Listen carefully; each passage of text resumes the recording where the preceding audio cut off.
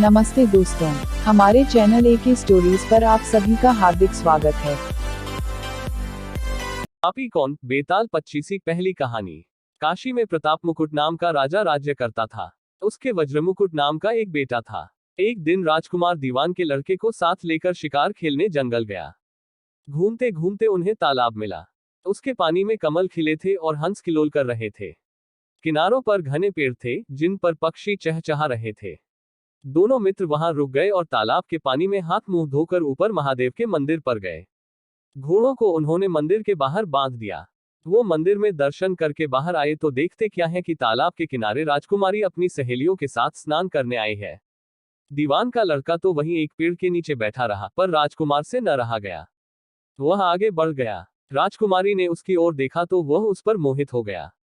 राजकुमारी भी उसकी तरफ देखती रही।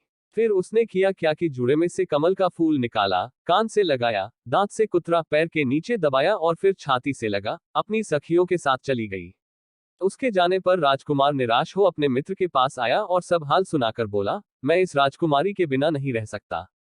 पर मुझे न तो उसका नाम मालूम है न ठिकाना। वह कैसे मिलेगी? दीवान के लड़के ने कहा, राजकुमार आप इतना घबराए नहीं, वह सब कुछ बता गई है। राजकुमार ने पूछा, कैसे?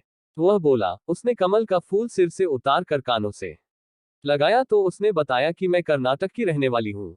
दांत से कुतरा तो उसका मतलब था कि मैं दंतबाट राजा की बेटी हूँ। पांव से दबाने का अर्थ था कि मेरा नाम पद्मावती है और छाती से लगाकर उसने बताया कि तुम मेरे दिल में बस गए हो। इतना सुनना था कि राजकुमार खुशी से फूल उठा। बोला, अब मुझे कर्नाटक देश में ले चलो। दोनों मित्र वहां से चल दिए। घूमते फिरते सैर करते दोनों कई दिन बाद वहां पहुंचे। राजा के महल के पास गए तो एक बुढ़िया अपने द्वार पर बैठी चरखा काटती मिली। उसके पास जाकर दोनों घोड़ों से उतर पड़े और बोले, माई, हम सौदागर हैं। हमारा सामान पीछे आ रहा है। हमें रहने को थोड़ी जगह दे दो। उनकी शक्ल सूरत देखकर और बात सुनकर बुढ़िया के मन में ममता उमड़ आई। बोली, बेटा तुम्हारा घर है, जब तक जी में आए रहो।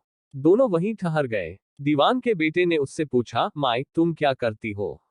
तुम्हारे घर में कौन कौन है? तुम्हारी गुजर कैसे होती है? बुढ़िया ने जवाब दिया, बेटा मेरा एक बेटा है जो राजा की चाकरी में है। मैं राजा की बेटी पद्मावती की धाय थी। बूढ़ी हो जाने से अब घर में रहती हूँ। राजा खाने पीने को दे देता है। दिन में एक बार राजकुमारी को देखने महल में जाती हूँ।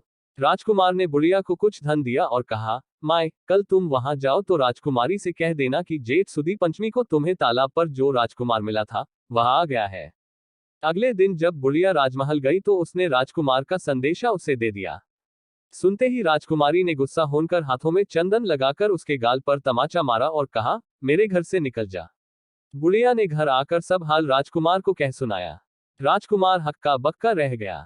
तब उसके मित्र ने कहा, राजकुमार आप घबराए नहीं, उसकी बातों को समझे।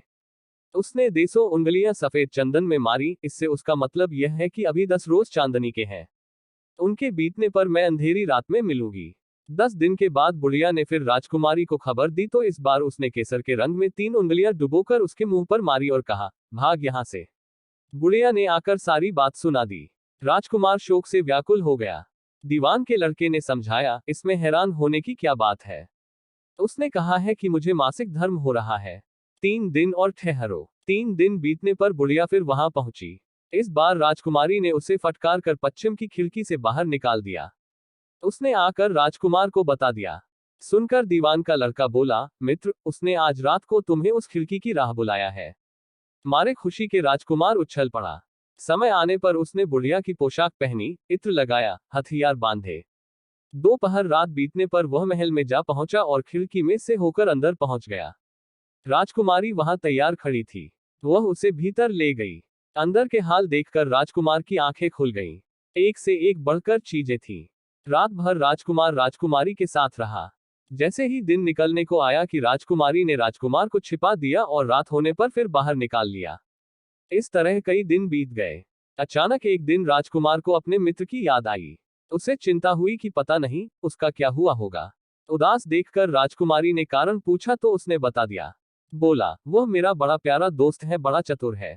उसकी होशियारी ही से तो तुम मुझे मिल पाए हो। राजकुमारी ने कहा, मैं उसके लिए बढ़िया बढ़िया भोजन बनवाती हूँ। तुम उसे खिलाकर तसल्ली देकर लौट आना। खाना साथ में लेकर राजकुमार अपने मित्र के पास पहुंचा। वे महीने भर से मिले नहीं थे। राजकुमार ने मिलने पर सारा हाल सुनाकर कहा कि राजकुमारी को मैंने तुम्हारी चतुराई की सारी बातें बता दी हैं, तभी तो उसने यह भोजन बनाकर भेजा है। दीवान का लड़का सोच में पड़ गया। उसने कहा, यह तुमने अच्छा नहीं किया। राजकुमारी समझ गई कि जब तक मैं हूं, वह तुम्हें अपने बस में नहीं रख सकती। इसलिए उसने इस खाने में जहर मिलाकर भेजा है। यह कहकर दीवान के लड़के ने थाली में से एक लड्डू उठाकर कुत्ते के आगे डाल दिया। खाते ही कुत्ता मर गया। राजकुमार को बड़ा बुरा लगा। उसने कहा, ऐसी स्त्री से भगवान बचाए, मैं अब उसके पास नहीं जाऊंगा। दीवान का बेटा बोला, नहीं, अब ऐसा उपाय करना चाहिए जिससे हम उसे घर ले चले। आज रात को तुम वहां जाओ। जब राजकुमारी सो जाए तो उसकी बाईं जांघ पर त्रिशूल का निशान बनाकर उसके गहने लेकर चले आना। राजकुमार ने ऐसा ही किया। उसके आने पर दीवान का बेटा उसे साथ ले योगी का भेष बना मरघट में जा बैठा और राजकुमार से कहा कि तुम ये गहने लेकर बाजार में बेच आओ।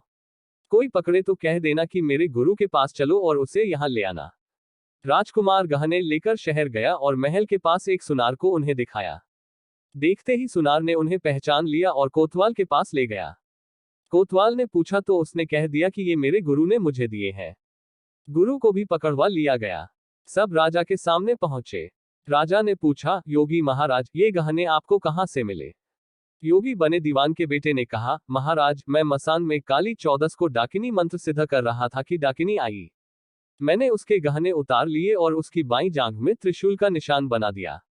इतना सुनकर राजा महल में गया और उसने रानी से कहा कि पद्मावती की बाईं जांघ पर देखो कि त्रिशूल का निशान तो नहीं है। रानी देखा तो था। राजा को बड़ा दुख हुआ। बाहर आकर वह योगी को एक ओर ले जाकर बोला, महाराज, धर्मशास्त्र में खोटी स्त्रियों के लिए क्या दंड है? योगी ने जवाब दिया, राजन, ब्राह्मण, गौ, स्त्री, लड़का और अपने आश्रय में रहने वाले से कोई खोटा काम हो जाए तो उसे देश निकाला दे देना चाहिए। यह सुनकर राजा ने पद्मावती को डोली में बिठाकर जंगल में छुड़वा दिया। राजकुमार और दीवान का बेटा तो ताक में बैठे ही थे। राजकुमारी को अकेली पाकर साथ ले अपने नगर में लौट आए और आनंद से रहने लगे। इतनी बात सुनाकर बेताल बोला, राजन, यह बताओ कि पाप किसको लगा है? राजा ने कहा, पाप तो राजा को लगा। दीवान के बेटे ने अपने स्वामी का काम किया। कोतवाल ने राजा को कहना माना और राजकुमार ने अपना मनोरथ सिद्ध किया। राजा ने पाप किया, जो बिना विचारे उसे देश निकाला दे दिया। राजा का इतना कहना था कि बेताल फिर उसी पेड़ पर जा लटका। राजा वापस गया और बेताल को लेकर चल दिया। बेताल बोला, राजन, सुनो, एक कहानी और सुनाता हूँ। अगर यह वीडियो आपको पसंद आए हो तो कृपया इसे लाइक करें और मेरे चैनल को सब्सक्राइब करना न भूलें।